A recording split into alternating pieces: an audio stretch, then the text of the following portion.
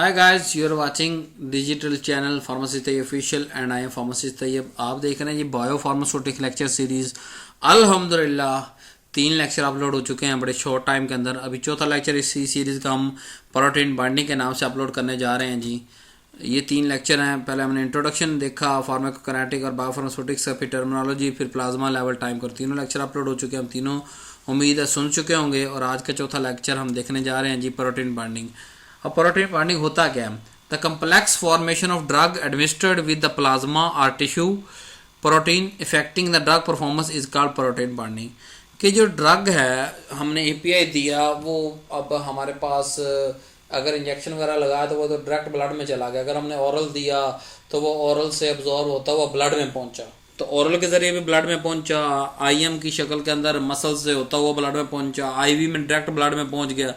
तो ultimately API blood में तो पहुंचता है। अब वहां पहुंच के क्या करता है, ये इसकी एक प्रॉपर्टी है कि एपीआई जो भी हो वो प्रोटीन से बाइंड करता है। अब वो जो ड्रग प्रोटीन बाइंड है ये बड़ा इंपॉर्टेंट है। क्यों? यहां शुरू में आपको समझा दूं, जितनी हमारे पास अनबाउंड ड्रग ब्लड के अंदर रहेगी उतना ज्यादा उस ड्रग का इफेक्ट आएगा। जितनी ज्यादा बाउंड हो जाएगी, क्योंकि हमारे पास फ्री ड्रग काम करती है, तो जब हमें ये कॉन्सेप्ट ये समझ आ गया कि हमारे पास फ्री ड्रग काम करती है, तो हमें फिर प्रोटीन बाइंडिंग पढ़ना ज़्यादा इंपॉर्टेंट है कि इसकी इस ड्रग की प्रोटीन बाइंडिंग होती है, इसकी कम होती है, इसकी ज़्यादा होती है, इसकी 100% होती है, इसकी इतनी देर तक होती है। तो जो कम्प्लेक्स अंदर जाके बनता है एपीआई का, ड्रग का, विद प्रोटीन ऑफ ब्लड में मौजूद जो रेगुलर आम पाए जाने वाली प्रोटीन उनके साथ जो बाइंड करती हैं, तो इसको हम इस रिएक्शन को, इस कंपाउंडिंग को प्रोटीन बाइंडिंग कहते हैं। पढ़ना की जरूरी मैंने को बता दिया कि जो अन फ्री ड्रग होगी उसी ने फार्माकोलॉजिकल एक्शन परफॉर्म करने होते हैं। तो हमें हर ड्रग का देखना पड़ता है कि ये कितनी फ्री रहेगी, कितनी बाउंड होगी, कितनी देर के बाद ये बाउंड छोड़ेगी, कितनी देर तक हाई लेवल रहेगा। सो प्रोटीन बाइंडिंग स्टेट के बाइंडिंग साइट जो है वो हिस्सा होता है माइक्रो मालिक्यूल्स का, यानी प्रोटीन्स माइक्रो मालिक्यूल्स है ना। माइक्रो मतलब बड़े, मालिक्यूल्स मतलब बड़े मालिक्यूल। ये प्रोटीन, लिपिड, सॉय सारे माइक्रो मालिक्यूल हैं। तो प्रोटीन का वो हिस्सा जहां पे आके ड्रग बाइंड करता है या कोई भी दूसरा मालिक्यूल आके बाइंड करता है प्रोटीन पे, उसे बाइंडिंग साइट कहते हैं।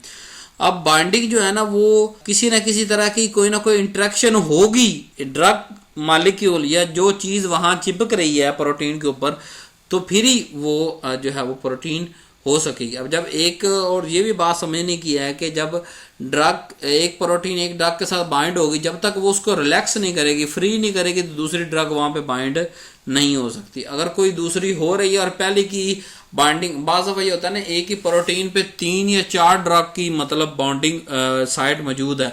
अगर वहां 1 या 2 फिट हो गई हैं तो तीसरी की जगह नहीं मिलती, क्योंकि उसकी बाइंडिंग साइट खराब हो जाती है।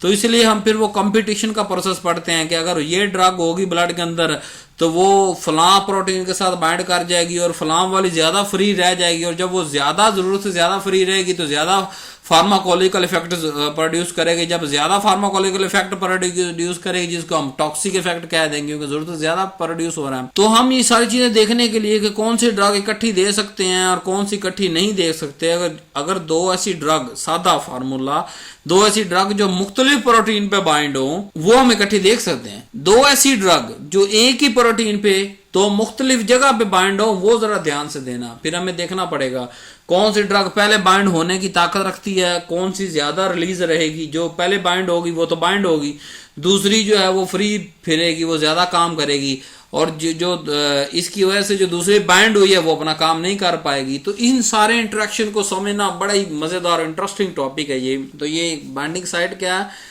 कि वो जगह प्रोटीन पे जहां पे कोई मॉलिक्यूल या ड्रग आके अटैच होता है उसे बाइंडिंग साइट कहते हैं, और वहां कोई ना कोई इंटरेक्शन ही जरूर होता है। ये बात याद रखनी, जिसकी वजह से वहां वो बाइंड हो रहा है। यानी प्रोटीन और ड्रग बाइंड करेंगे तो प्रोटीन ड्रग कम्प्लेक्स। अब ये रिवर्सिबल है। रिवर्सिबल क्यों?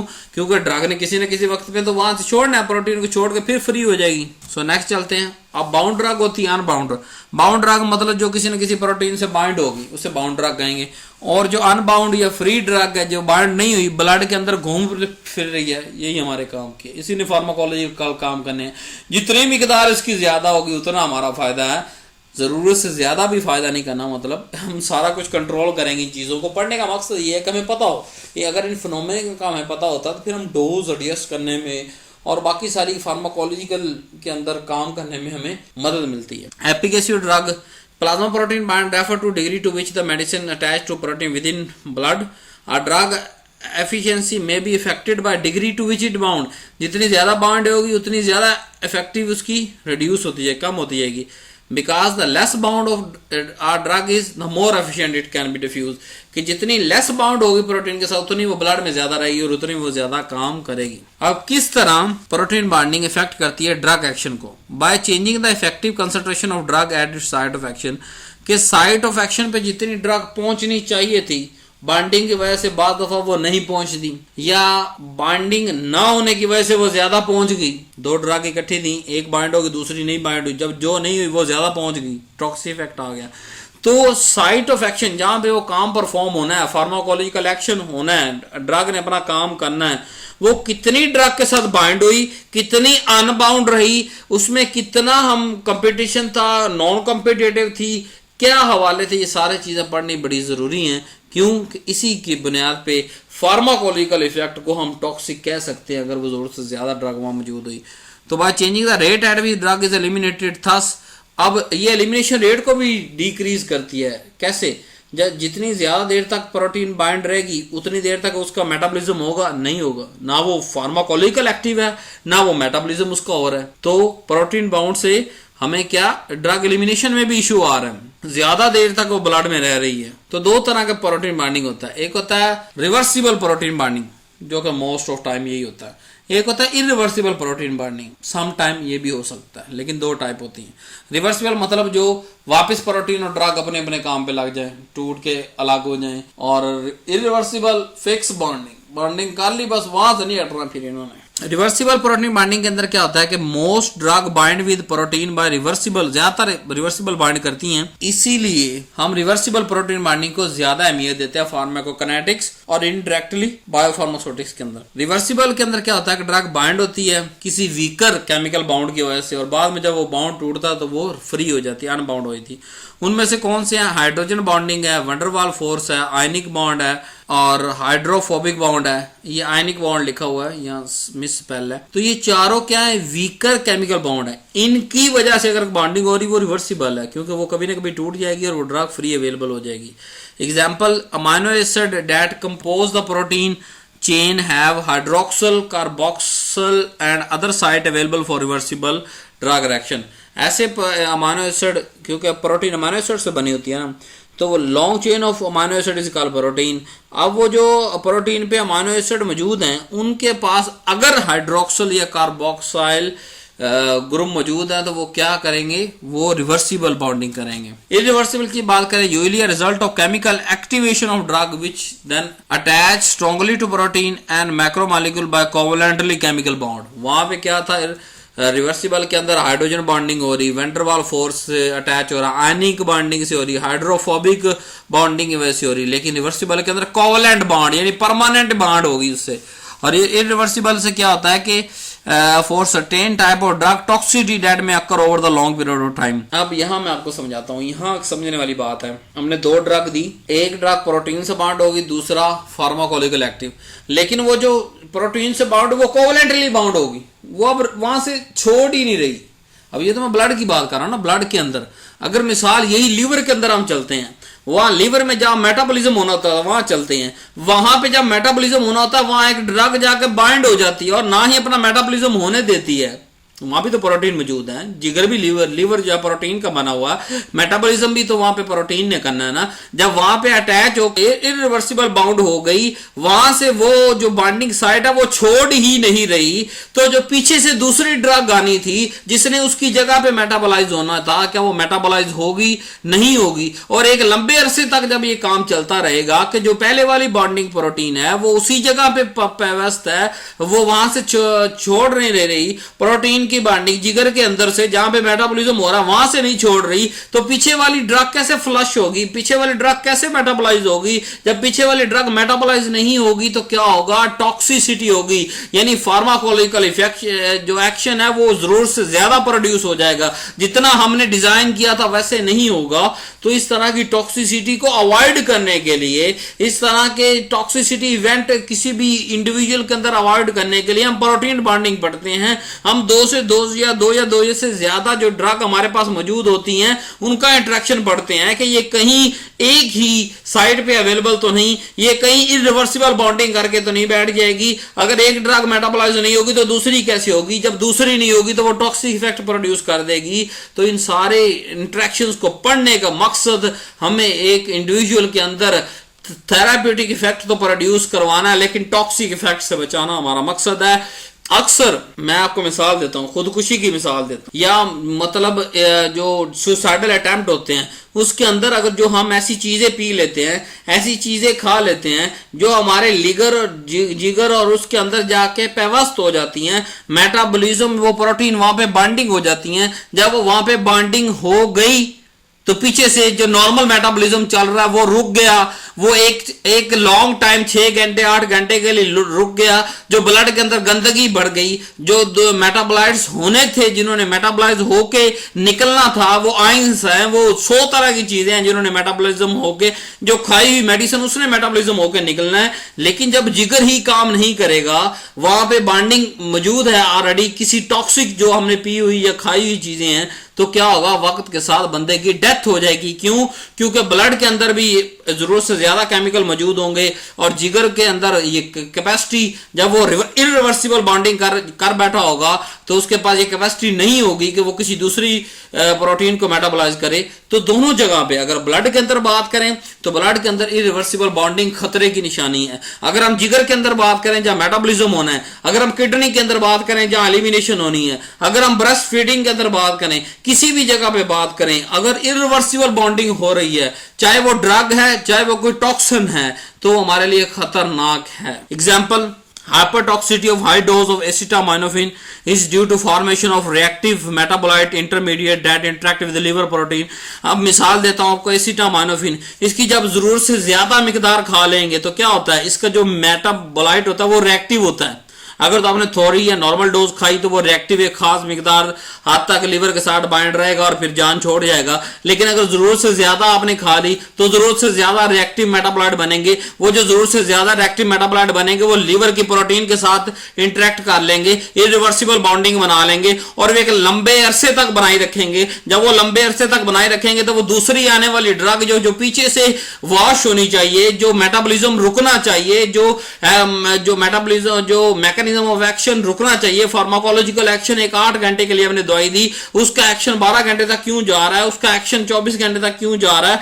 तो वो जो जिगर क्योंकि मेटाबोलाइट के साथ, रिएक्टिव मेटाबोलाइट के साथ एफिलिएट हो गया, इस तरफ चला गया, तो पीछे से ब्लड की सफाई नहीं होगी। जब ब्लड की सफाई नहीं होगी तो टॉक्सिक इफेक्ट प्रोड्यूस होगा। फैक्टर 4 फैक्टर हैं जो इफेक्ट करते हैं: drug related, protein related, drug interaction, patient related. अब ड्रग रिलेटेड के बात करें, फिजियोकेमिकल कैरेक्टरिस्टिक्स कि क्या ये किस प्रोटीन से बाइंड होती है, कितने अरसे तक होती है, रिवर्सिबल होती है, इरिवर्सिबल होती है। फिर नंबर 2, इसकी कंसंट्रेशन बॉडी के अंदर कितनी हमें देनी है। मिसाल दे रहा हूं, अगर हम 100 मॉलिक्यूल ड्रग के भेजते हैं, 50 ने काम करना है, मिसाल दे रहा हूं आपको, 50 ने बाइंड होना है, ठीक है, ये हमें पता है, फिक्स सपोज कर रहा हूं ना कि 50 ने काम करना है, 50 बाइंड होने हैं, फिर वो बाइंड हुए, उन्होंने मेटाबोलाइज हो जाना है और एलिमिनेट हो जाएंगे, फिर ये वाले 50 जो है अनबाउंड होकर काम करेंगे।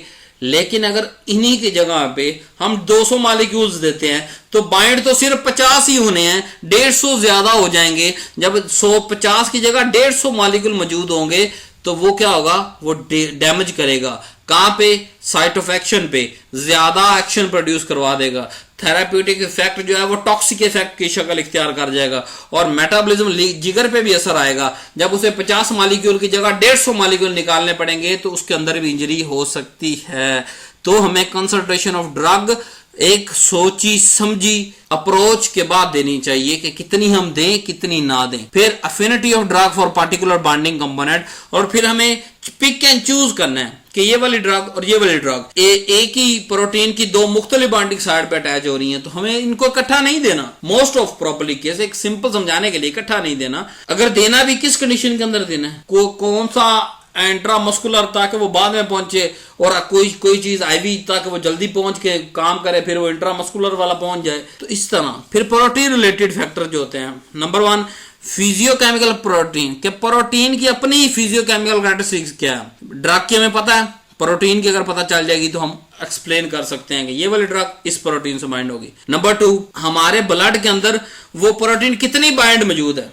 जैसे अभी मैंने मिसाल दी, सपोज 50-50 अगर मॉलिक्यूल देते हैं, 50 बाउंड होते हैं 50 फ्री, ये नॉर्मल अगर प्रोसेस है सपोज कर लेते हैं, तो अगर उसकी जगह 200 दे दिए तो बाउंड तो 50 हो रहे हैं, क्योंकि हमें कंसंट्रेशन ऑफ प्रोटीन पता है कि 50 से ज्यादा ये बाउंड नहीं हो सकता, तो बाकी 150 फ्री है, तो वो टॉक्सिक इफेक्ट प्रोड्यूस करेगी। नंबर 3 आगे चलते हैं, नंबर ऑफ बाइंडिंग साइट, कि ये आपने बड़ा गौर से देखना है। जरूरी नहीं कि एक ही बाइंडिंग प्रोटीन एक ही ड्रग के साथ बाइंड करे या उसके ऊपर एक ही बाइंडिंग साइट हो। एक प्रोटीन पे एक से ज्यादा बाइंडिंग साइट हो सकती है, हो सकता है वो एक ही प्रोटीन 4 मुख्तलिफ ड्रग से बाइंड करे, लेकिन वहां पे कंपटीशन भी हो सकता है कि चौथे नंबर वाली ड्रग पहले बाइंड हो जाए, दूसरे नंबर वाली बाद में, तीसरे नंबर वाली तीसरे नंबर पे, पहले नंबर वाली चौथे नंबर पे बाइंड हो। तो इस तरह जो इररेगुलर अजीब सा जो एक अरेंजमेंट पाई जाती है, ये हमें मालूम करनी है कि कितनी बाइंडिंग साइट है, उन पे कौन सा कम्पिटिटिवली बाइंड हो सकता है, पहले बाइंड होगा, फिर दूसरा कौन सा बाद में बाइंड होगा। अगर वो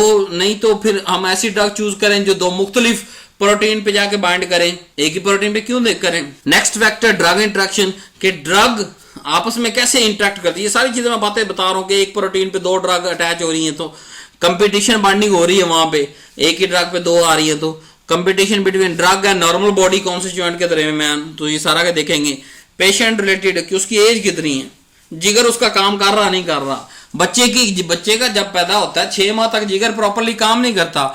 कुछ अमेरिकन डॉक्टर्स के रिलेटेड तकरीबन 2 साल तक बच्चे का जिगर जो है वो काम प्रॉपरली नहीं कर रहा होता, यानी पहले 1.5 से 2 साल के अंदर हमें उसे हैवी डोज देनी ही नहीं है, क्योंकि उसका जिगर प्रॉपरली काम नहीं कर रहा। जब प्रॉपरली काम नहीं कर रहा तो हमें उसे क्यों नॉर्मल डोज या हैवी डोज दे रहे हैं। तो बाद में बच्चे की जो है वो आइज के अंदर पीलापन आ जाता है। हालांकि बच्चे को अभी 4था दिन है, 5वां दिन, 10वां दिन है इस दुनिया के अंदर, तो उसकी आंखों के अंदर पीलापन आ गया। क्यों आया? क्योंकि हमें उसे एक रिक्वायर्ड डोज से ज्यादा डोज दे दी जो कि नहीं देनी चाहिए थी। तो ये सारी गलतियों को कौन दूर कर सकता है? जब एक अच्छा कॉम्बिनेशन होगा, और वो कॉम्बिनेशन है एमबीबीएस प्लस फार्मासिस्ट। कि एमबीबीएस डिजीज डायग्नोज करे और फार्मासिस्ट अपनी बेस्ट क्वालिफिकेशन बताए मेडिसिन के रिलेटेड, वो एज रिलेटेड भी हो, वो डिजीज रिलेटेड, वो सेक्स रिलेटेड, वो हर चीज के रिलेटेड, कि ये औरत है इसको ये चीजें देनी, ये मर्द है इसको ये चीजें देनी, इसकी ब्रेस्ट फीडिंग इसने करवानी इसको ये चीजें ना दो, इसने डिलीवरी करनी इसकी ये चीजें ना दो, इसने जो है वो इसका साइज छोटा है इसको ये चीजें ना दो। तो ये सारी चीजें फार्मासिस्ट को पता होती हैं, तो वो सीखता है यहाँ से इन्हीं चीजों से। और डिजीज स्टेट के पहली स्टेज है, दूसरी, तीसरी, चौथी, 5वीं। जरूरी नहीं कि जो डोज पहली पे दे रहे हैं वो चौथी पे देनी, चौथी पे हमें हैवी देनी पड़ेगी और उसका ड्यूरेशन फास्ट करना पड़ेगा। मिसाल दे रहा हूं आपको, फर्स्ट पे हम जरा लो डोज पे हल्के सरूर पे भी चल सकते हैं। अब डिटेल आ गई, वहां मैंने जनरल बताई, यहाँ थोड़ा सा स्पेसिफिक करते हुए थोड़ा फास्ट लेक्चर खत्म करते हैं। ड्रग रिलेटेड मतलब उसकी फिजियोकेमिकल कैरेक्टरिस्टिक पता हो, ड्रग की कंसंट्रेशन बॉडी के अंदर पता हो और अफिनिटी पता हो कि रिवर्सिबल इरिवर्सिबल कितनी टाइम तक ये बाइंड करेगी। फिजियोकेमिकल प्रॉपर्टी का मतलब ये है कि प्रोटीन जो बाइंडिंग है वो डायरेक्टली उसकी लिपोफिलिसिटी ड्रग की क्या है, अगर इंक्रीज लिपोफिलिसिटी इंक्रीज उतनी ज्यादा बाइंडिंग ज्यादा होगी। For example intramuscular injection of cloxacillin are attributed to greater lipophilicity display 95% of protein binding. तो इस तरह अगर लिपोफिलिसिटी ज्यादा ड्रग की तो वो उतना ज्यादा बाइंड करेगा, क्योंकि प्रोटीन इज लिपोफिलिक एटम। जब लिपोफिलिक एटम के साथ लिपोफिलिसिटी ज्यादा होगी तो वो बाइंड करेगा। कंसंट्रेशन ऑफ ड्रग के कितनी जो प्रोटीन और ड्रग बाइंड करेगा, change when both change in drug as well as protein concentration, कि हमें किस हद तक उस चेंज को मतलब 50-50 मिसाल दी ना आपको, अगर मतलब 120 तक हो गए तो काम नॉर्मल ही है ना, 20 तो मॉलिक्यूल अरेंज किए जा सकते हैं। तो affinity of drug for particular binding, के क्या एक ही साइट मौजूद है, एक से ज्यादा साइट मौजूद है बाइंडिंग साइट। जैसे for example digoxin has more Affinity for cardio muscle protein of skeletal muscle are these in plasma like human serum albumin HSL, human serum albumin के ह्यूमन के सीरम के अंदर जो एल्ब्यूमिन पाई जाती है उसे HSA कहते हैं। कि जो डाइजोक्शन है ये इसकी हम प्रॉपर्टी पढ़ रहे हैं कि ये कार्डियो मस्कुलर के दिल के पट्टों पे ज्यादा काम करती है एज कंपेयर टू जो हमारी दूसरी प्रोटीन एल्ब्यूमिन है या स्केलेटल मसल, वहां पे काम नहीं करती। डाइजोक्शन हार्ट पे ज्यादा काम करती है। तो हमें फिर क्या करना पड़ेगा? अब हमें पता है कि ये तो ना तो इसको एल्ब्यूमिन कंट्रोल करेगी ना इसे स्केलेटल मसल कंट्रोल करेंगे, तो यहाँ पे डाइजोक्शन की डोज क्या कर देंगे? कम कर देंगे, एक खास डोज तक लेके आएंगे, क्योंकि इसने जाकर सीधा सिर्फ हार्ट को कार्डियक मसल के साथ अटैच होना है। प्रोटीन रिलेटेड फैक्टर इसमें फिजियोकेमिकल प्रॉपर्टी प्रोटीन की देखेंगे, उनकी कितनी बाइंडिंग साइट्स है उसको देखेंगे, कंसंट्रेशन प्रोटीन की कंसंट्रेशन देखेंगे कि बॉडी के अंदर नॉर्मल कंसंट्रेशन कितनी है और एक प्रोटीन पे नंबर ऑफ बाइंडिंग साइट कितनी मौजूद है। जैसे मिसाल एक साइड पे एक से ज्यादा भी बाइंडिंग साइट्स हो जाता है। जैसे मिसाल हम देते हैं जी आपको एल्ब्यूमिन। अब एक एल्ब्यूमिन एक प्रोटीन है, उसी पे उसके ऊपर एंडोमेथासिन, कीटोप्रोफिन, फ्लूक्लोक्सासिलिन, इन सब की और इनमें और बहुत सारे ड्रग, इनकी अलग अलग बॉन्डिंग साइट मौजूद होती हैं। तो ये हमें कैसे क्या करना है? हमें देखना है कि कौन सी ड्रग हम इकट्ठी दे सकते हैं, कौन सी नहीं दे सकते। Drug interaction. अब एक तरफ तो हमने ये पढ़ा कि ड्रग एक जो प्रोटीन है उस पर एक से ज्यादा बॉन्डिंग साइट्स मौजूद हैं। दूसरी तरफ हम ये पढ़ रहे हैं कि अगर एक से ज्यादा ड्रग की बाइंडिंग मौजूद है तो उसमें कंपटीशन कौन करेगा? ड्रग 1 करेगी, ड्रग 2 करेगी। तो इस चीज को स्टडी करना भी हमें जरूरी है। कंपटीशन स्टडी होनी चाहिए, हमें पता होना चाहिए ये ड्रग पहले अटैच होगी, ये बाद में होगी, या ये हमेशा के लिए अटैच रह जाएगी, दूसरी को होने नहीं देगी।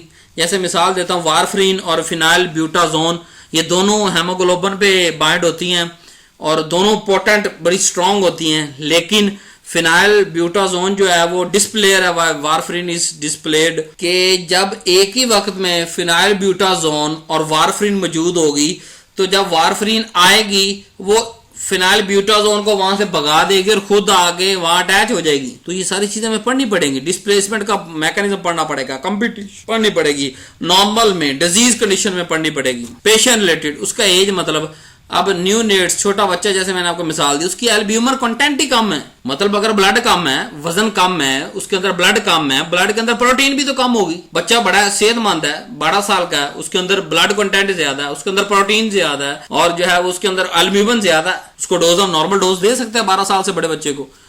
इस तरह तो हमें एज रिलेटेड, और फिर बाबा जो है उसके अंदर एक ब्लड कम होगा, एल्ब्यूमिन जो है कुछ मरी होंगी, कुछ जिंदा होंगी, कुछ डिफेक्टेड होंगी, लिवर को प्रॉपर्ली काम नहीं कर रहा होगा। डिजीज स्टेट की बात करेंगे कि स्टेज 1, स्टेज 2, स्टेज 3 की कौन सी स्टेज पे वो काम कर रहा है, उसको कौन सी डोज देनी है डिपेंडिंग अपॉन प्रोटीन बाइंडिंग। तो नॉर्मल हम पढ़ लेते हैं जी कि कौन सी प्लाज्मा प्रोटीन हमारे पास ड्रग के साथ बाइंड होती है। Number 1 serum, human serum albumin. दूसरा alpha acid glycoprotein ASG, lipoprotein, globulin, blood cell भी कभी भाईजान बाइंड कर सकते हैं ड्रग के साथ, और कुछ एक्स्ट्रा वेस्कुलर टिश्यू भी बाइंड करते हैं। अब इनकी डिटेल देख लेते हैं प्रोटीन्स की।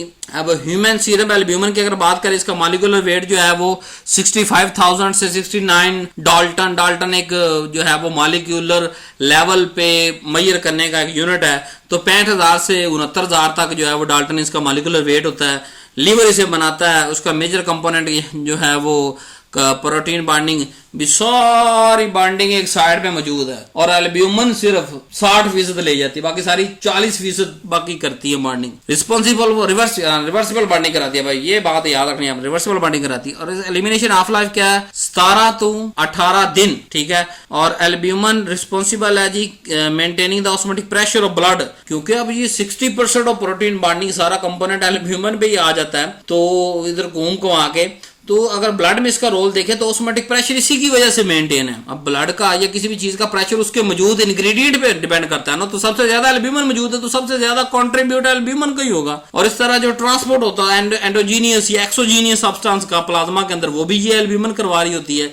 Albumin complex with endogenous substance जैसे कि फ्री फैटी एसिड के साथ, बिलिरुबिन के साथ, वेरियस हार्मोन के साथ बाइंड करके उसको दूसरी जगह पे ले जाती है, ठीक है, जहां पे उसने होना होता है। अब हार्मोन कहां से प्रोड्यूस हो रहे होते हैं? ऑर्गन से, स्पेसिफिक ऑर्गन से, और फिर यूटिलाइज वो साइट ऑफ एक्शन पे हो रहे होते हैं। कैसे वो हार्मोन वहां से निकला और वहां पहुंच गया, वो एल्ब्यूमिन के साथ बाइंड किया, और जब एल्ब्यूमिन वहां पहुंची तो हार्मोन भी साथ पहुंच गया। Many weakly acidic drug bind to albumin by electrostatic and hydrophobic bound, कि बहुत सारे वीकली एसिडिक ड्रग जो हैं वो, अब जो मेनली डेफिनेशन आपको दे रहे हैं, एक बड़ी डेफिनेशन, कि बहुत सारी जो वीकली एसिडिक ड्रग होंगी वो एल्ब्यूमिन के साथ बाइंड करेंगी। दूसरा बात करते हैं हमारे पास कि एल्ब्यूमिन पे मेन कितनी साइट्स है, टोटल 4 साइट्स है। एक एल्ब्यूमिन पे 4 मेन साइट्स है। पहली वारफ्रीन बाइंडिंग साइट उसको कहते हैं, या एजाप्रोपाजोन बाइंडिंग साइट कहते हैं। यहाँ पे एनसेड आके बाइंड करता है, जैसे फिनाइल ब्यूटाजोन है, एंडोमेथिसिन है, सल्फोनामाइड है, सल्फामेथॉक्साजोल है, एंटी एपिलेप्टिक ड्रग जिसमें फेनिटोइन है। अब दूसरी एक साइड मौजूद है जिसे डाइजीपाम साइड कहते हैं। यहाँ पे बेंजोडाइजीपीन या डाइजीपाम खुद आके बाइंड होता है। बेंजोडाइजीपीन क्लास है पूरी, मीडियम चेन फैटी एसिड इस डाइजीपाम बाइंडिंग साइड पे बाइंड होते हैं। आइबोब्रूफन जो है वो कीटोब्रूफन ये इसी डाइजीपाम वाली साइड पे होता है। डाइजोक्सिन बाइंडिंग साइड की बात करें, यहाँ डाइजोक्सिन बाइंड होता है। फिर टेमोक्सिफिन बाइंडिंग साइड, वहां टमोक्सिफिन बाइंड होता है। तो ये 4 मेजर बाइंडिंग साइड एल्ब्यूमिन की हैं और इन पे ये अलग अलग ये चीजें बाइंड होती हैं। तो अब हमें इंट्रैक्शन समझना आसान हो जाएगा कि डाइजोक्सिन दे रहे हैं तो कौन सी चीज नहीं देनी, समझदार हैं आप। आगे चलते हैं। दूसरी हमारे पास आ गई अल्फा एसिड ग्लाइकोप्रोटीन AAG। ये बाइंडिंग करती है, हाइड्रोफोबिक बाउंड बनाती है। मॉलिक्यूलर वेट इसका तकरीबन 44,000 डाल्टन, DA मतलब डाल्टन। और प्लाज्मा कंसंट्रेशन टोटल पूरे प्लाज्मा के सिर्फ 0.4 से 1% प्लाज्मा के ये होती है। बेसिक ड्रग को ये बाइंड करती है। वहां वीकली एसिड ड्रग याद रखना, albumin is weekly acidic drug को बाइंड करती है।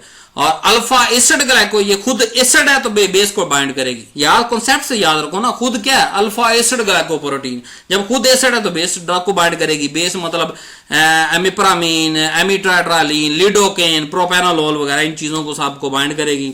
ग्लोबुलिन नई प्रोटीन की बात करते हैं। ये ग्लोबुलिन जो है वो रिस्पॉन्सिबल होती है plasma transport certain endogenous substance जैसे स्टीरॉयड ड्रग को मूव करवाता है, जैसे थायरोक्सिन वगैरह को जो है ग्लोबुलिन मूव करवाता है। जो ग्लोबुलिन होता है ये लो कैपेसिटी होती है लेकिन इसकी एफिनिटी बड़ी मजबूत होती है, ताकतवर बड़ी मजबूत होती है। तो ताकत हमें नहीं देखनी है, हमें तो कैपेसिटी देखनी थी, ठीक है। ग्लोबुलिन। आगे चलते हैं। लिपोप्रोटीन की बात करें तो लिपिड भी है प्रोटीन। लिपोप्रोटीन मतलब those protein that have some lipid content in it.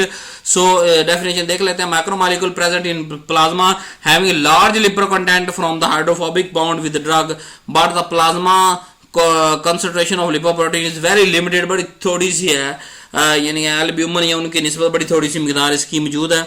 अब इसका रोल है जो है वो क्या है कि circulation of lipid to tissue through blood, similarly transport of drug, कि ये लिपिड को मूव करवाने के लिए लिपोप्रोटीन बड़ी कमाल की चीज है। एक जगह से दूसरी जगह लिपिड ट्रांसपोर्ट इसी पे होता है सारे का सारा, लेकिन ड्रग को भी ट्रांसपोर्ट करती है। मॉलिक्यूलर वेट कोई तकरीबन 2 लाख से 34 लाख डाल्टन। लिपो मैंने कहा ना प्रोटीन के साथ लिपिड ऐड होगा तो फिर डाल्टन भी तो बढ़ने हैं ना।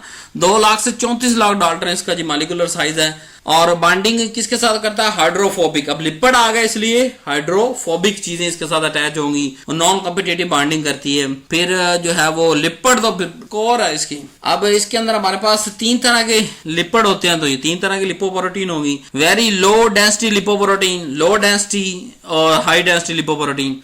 अब जो वेरी लो डेंसिटी है उसके साथ वेरी लो है, मतलब लिपोफिलिसिटी जरा कम है, उसके साथ एसिडिक ड्रग बाइंड करेंगे जैसे डिक्लोफेनिक वगैरह, डिक्लोरान वगैरह। डिक्लोरान is a brand name, diclofenac generic name.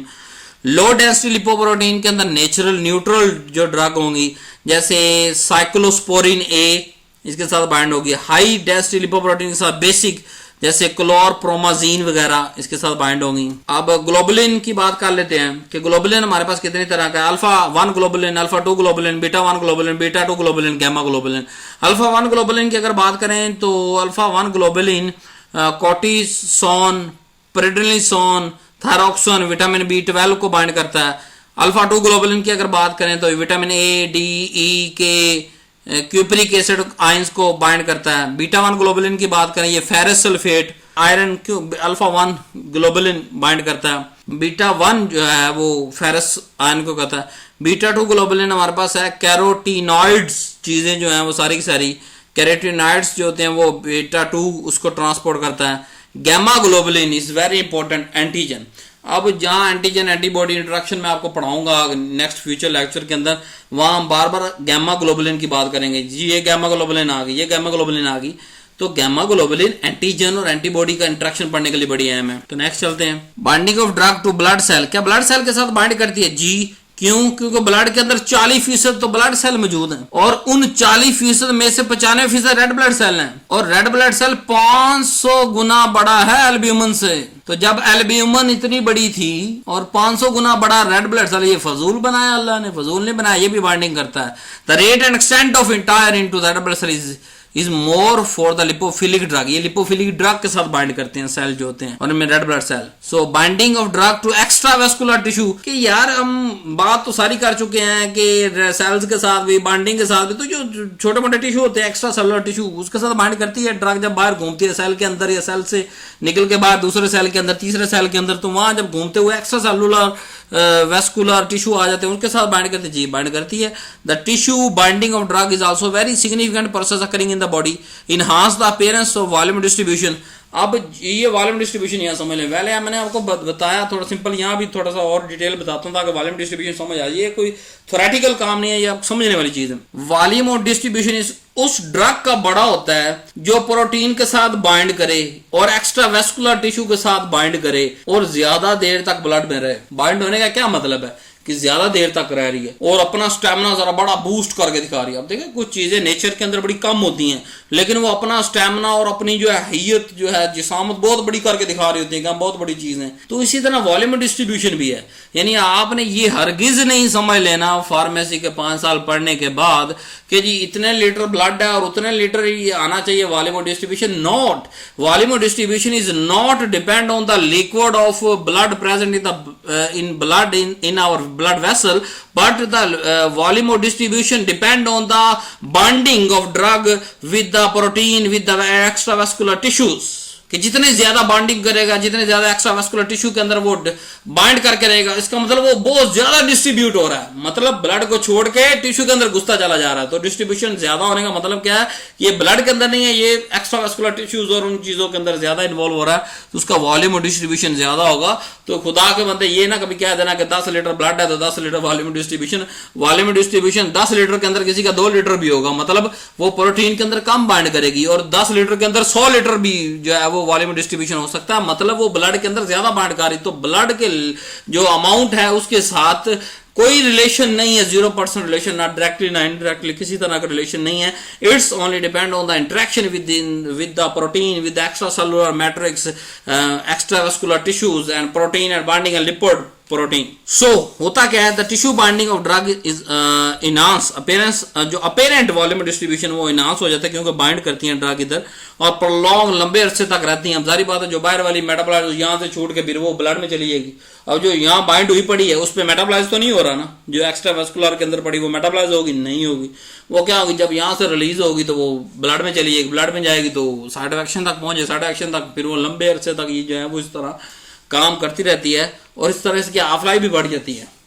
यानी जिन ड्रग की वॉल्यूम डिस्ट्रीब्यूशन ज्यादा होगी उनकी हाफ लाइफ भी ज्यादा होगी। ये बात आपने बड़ी कौर की बात है, संभाल के रखनी है। अब देखते हैं जी binding of drug to extra vascular tissue के अंदर और आगे चलते हैं। Localization of drug specific site in the tissue, के बाद दफा ड्रग लोकलाइज हो जाती है, किसी एक टिश्यू के अंदर रहना शुरू हो जाती है। तो study are also reveal that very large population of drug not matter acidic basic neutral undergo the reversible bonding whether where as the plasma protein bonding exhibit vice versa.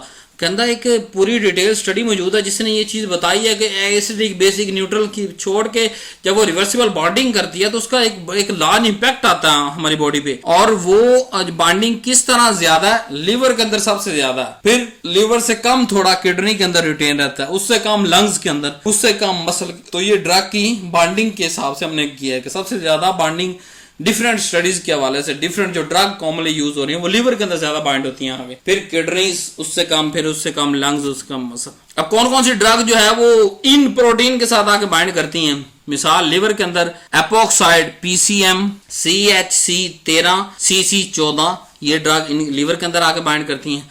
Kidney के अंदर हैवी मेटल्स जैसे PB, HG, CD। Skin के अंदर बात करें chloroquine, फिनोथायाजीन। Eyes के tissue की बात करें क्लोरोक्विन, फिनोथायाजीन।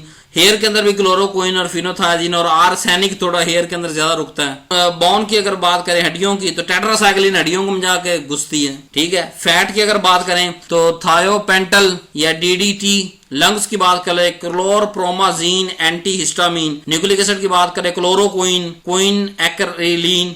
तो ये ड्रग आपको पता होनी चाहिए कि कौन सी ड्रग किस टिश्यू के साथ बाइंड हो रही है। तो हम क्या करेंगे, ऐसी खतरनाक ड्रग जो किसी न किसी टिश्यू के अंदर बाइंड हो रही है, कम से कम इन वाइटल ऑर्गन्स के टिश्यू के साथ बाइंड हो रही है, वो हम प्रेग्नेंट वुमेन को नहीं देंगे। क्यों? क्योंकि प्रेग्नेंट वुमेन के अंदर एक छोटा बेबी मौजूद है जिसके ये सारे ऑर्गन इन ड्रग्स को डायरेक्टली फेल कर सकते हैं। तो एक छोटी जनरल मिसाल दे रहा हूं कि इन चीजों को जो कि बाइंड हो रही हैं, ये बड़ी एहतियात के साथ हम यूज करेंगे। तो अगर हमें ये पता ही नहीं होता कि ये लिवर के साथ बाइंड करती है, किडनी, स्किन, ईयर, तो हम क्या प्रेग्नेंट वुमन को कोई एहतियात रखते, कोई बरते नहीं? हम तो नॉर्मल यूज करते।